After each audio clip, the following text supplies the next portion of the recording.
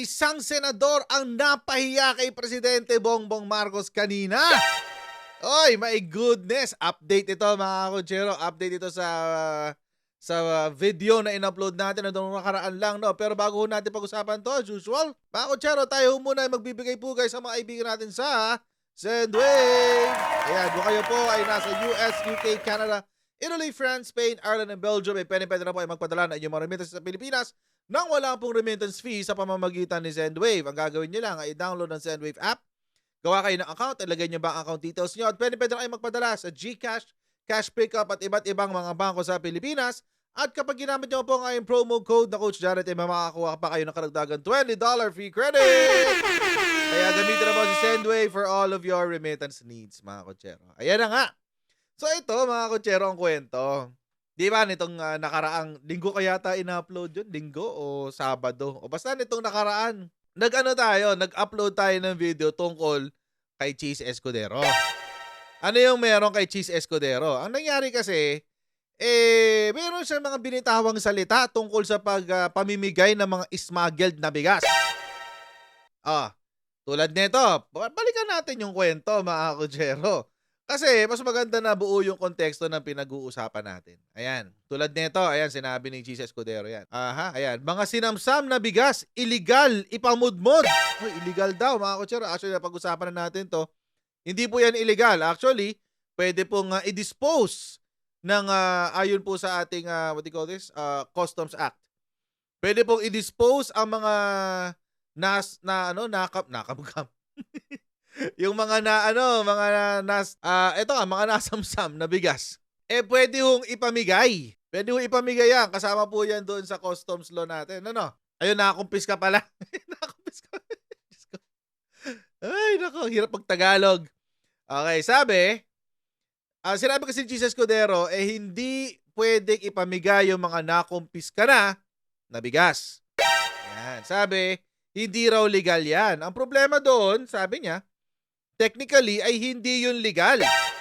Maganda man ang intensyon, sabi ni Cheese Escudero. Halimbawa na lang, may bodega ka. Bigas man o ano man ang laman. Inakusahan ka ng hoarding o smuggling. Hindi naman niya basta-basta pwedeng bunutin at ipamigay. Baka ibig sabihin dito ng Cheese Escudero yung due process. Okay. Tulad nga ni Robin Hood, sabi daw niya. Ganun daw. May proseso yan bago ma-confiscate ng pamahalaan. Totoo naman. May proseso yan bago pwedeng ipamigay sa gustong pagbigyan ng pamahalaan. Totoo rin naman. Yun nga lang. Sumagot ang presidente. Bago tayo sasagot ng presidente, meron pang iba. Ang sabi pa niya, yan ang tanong ng marami at tanong ko. Nagkaaregluhan nga ba kung kaya't ni isa walang nababanggit? Ayun. Ano ibig niya sabihin dyan? Ito po yun.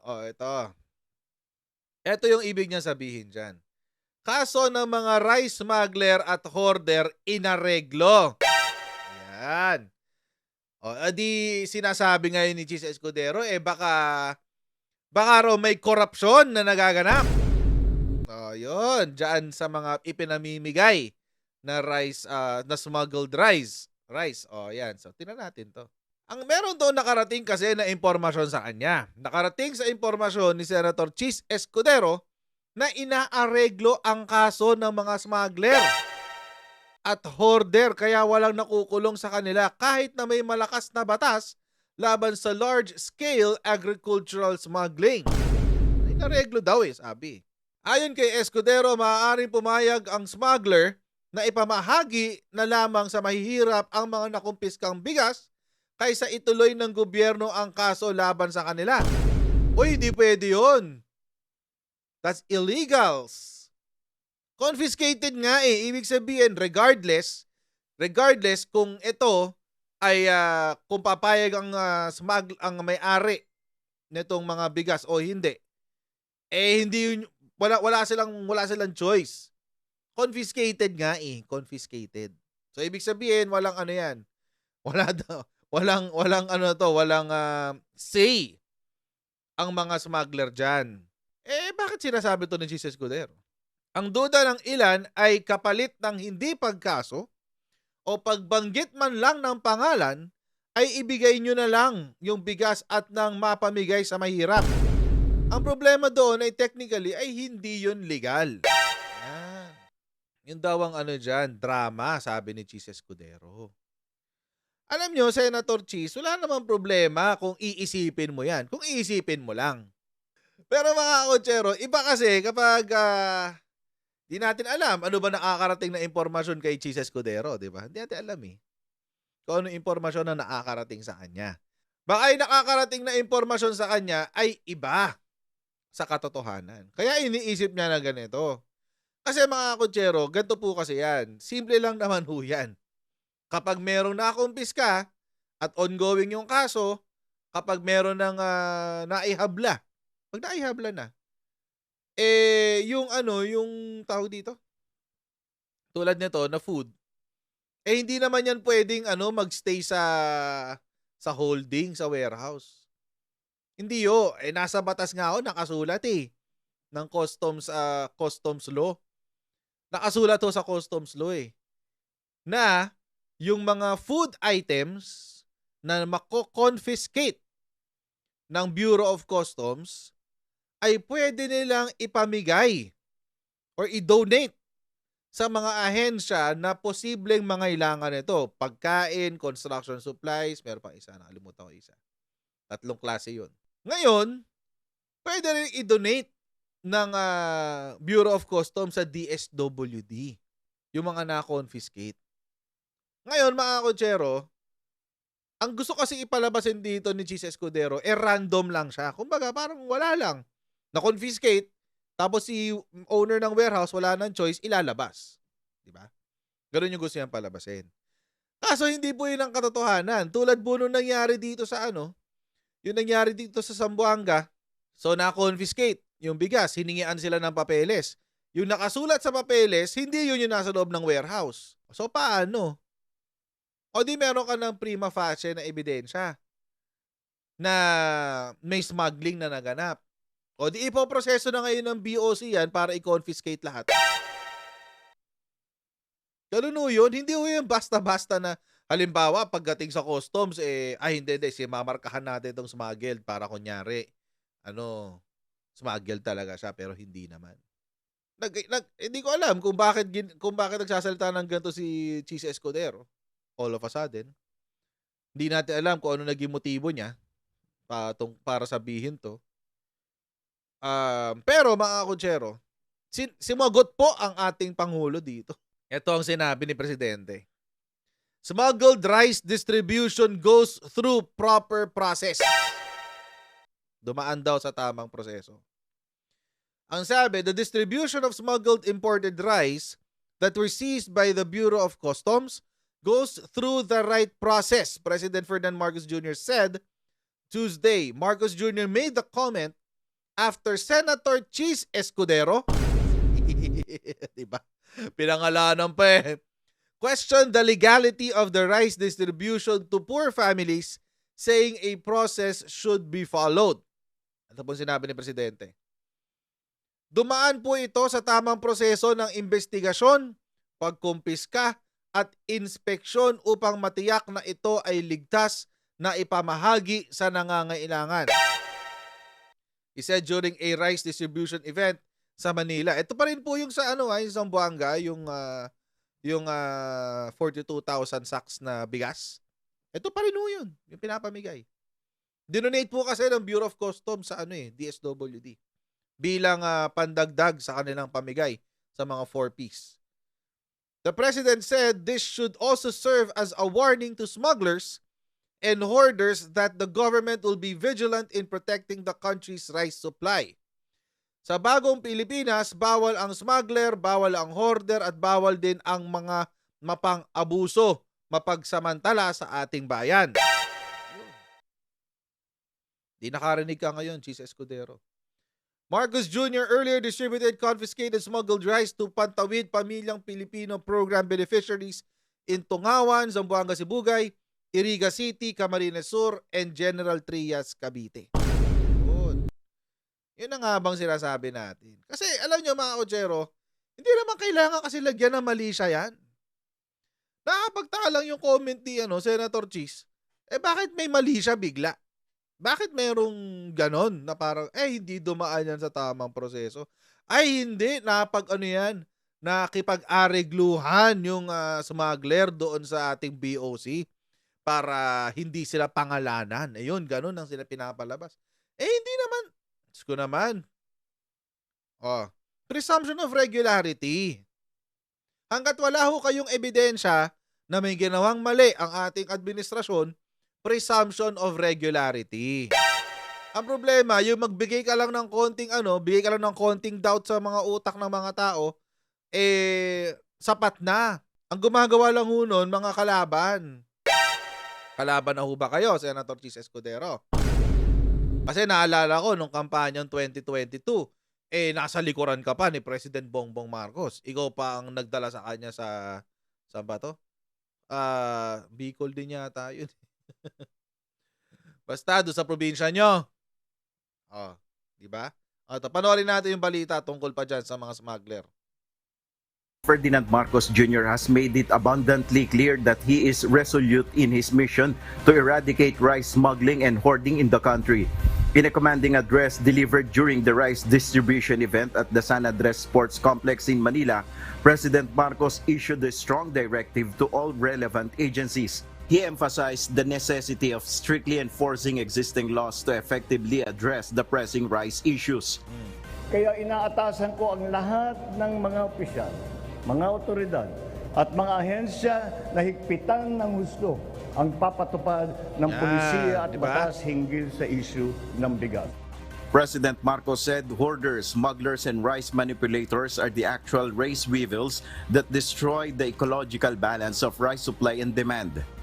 Ang bukbok na lubos na sumisira sa balanse ng supply at presyo ng bigas ay sa merkado ang hoarding at saka ang smuggling at price manipulation na ginagawa ng mapagsamantalang mga negosyante.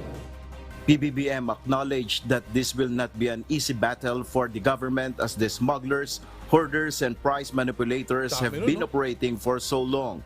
Despite this, he is determined to combat their illegal operations. Nel Maribuhok, UNTV News and Rescue, we serve the people, we give glory to God.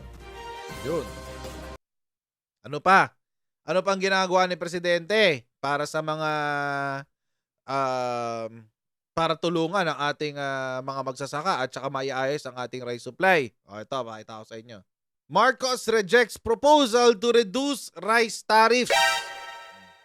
Hindi raw bababaan ng taripa sa bigas. Maraming 'di ba? Maraming mga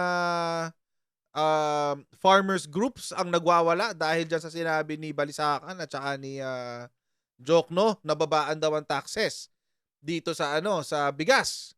Ano sinabi ni Presidente? Hindi mangyayari ngayon 'yan. Sabi ni Presidente. President Ferdinand Bongbong Marcos has rejected a proposal to reduce tariffs on imported rice. Topics daw. Tariffs.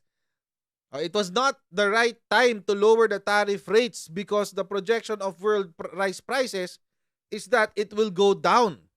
So this is not the right time to lower tariffs. Tariffs are generally lowered when the price is going up. Yun. Anong sinabi ni Presidente? Ang daw kasi, ang projection sa presyo ng bigas, sa pandaigdigang presyo ng bigas, ay bababa ito. So hindi ka magbababa ng taripa kapag mababa ang presyo ng bigas. 'Di ba? Bakit? Kasi mas marami kang maaangkat eh. Ganun lang talaga 'yon. Mas mababa ang presyo ng pandaigdigang bigas, mas maraming bibili at magi-import ng legal. O di pag mas maraming nag-import ng legal sa bansa, o di mas mataas yung mas mataas yung revenue ng gobyerno dahil sa mataas na taripa. Hindi lang yon mga kotsero. Dahil hindi mo binagsak ang presyo ng taripa, madi-discourage din yung sobrang pag-aangkat ng bigas. O pag hindi sobra-sobra ang pag-aangkat ng bigas, ano mangyayari? O di mas maraming mga magsasaka ang maikinabang, mga lokal natin magsasaka ang maikinabang dyan. Kasi yung mga traders, ang bibili nila, ang ipaprioritize nila na bilhin, ay yung galing sa ating mga magsasaka. Di ba? Cheese. Ikaw, ano ng contribution mo? Ano ng contribution mo, Senator Cheese?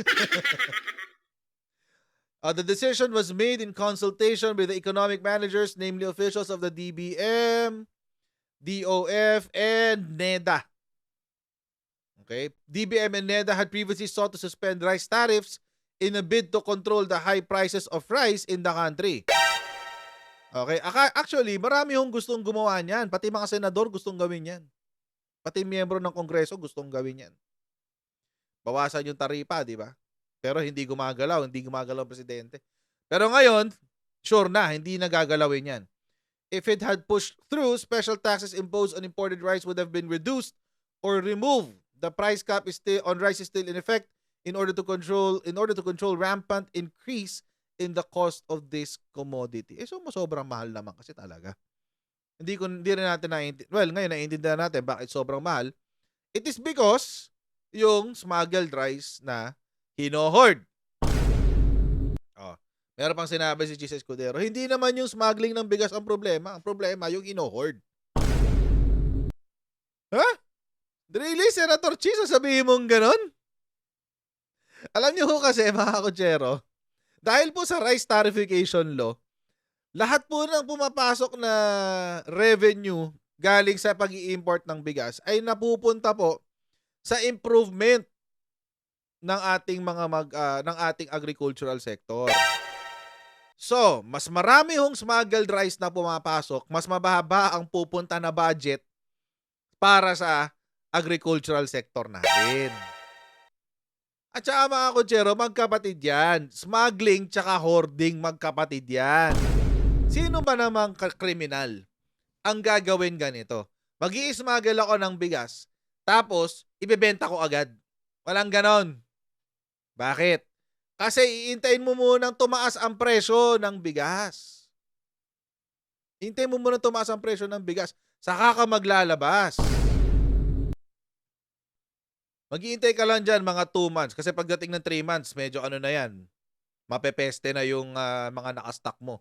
Hintay ka lang ng 2 months. After 2 months, pag medyo maganda na yung presyo, saka ka magbibitaw. Diyos ko naman. Magkapatid yan, smuggling and hoarding. Parehong krimen yan.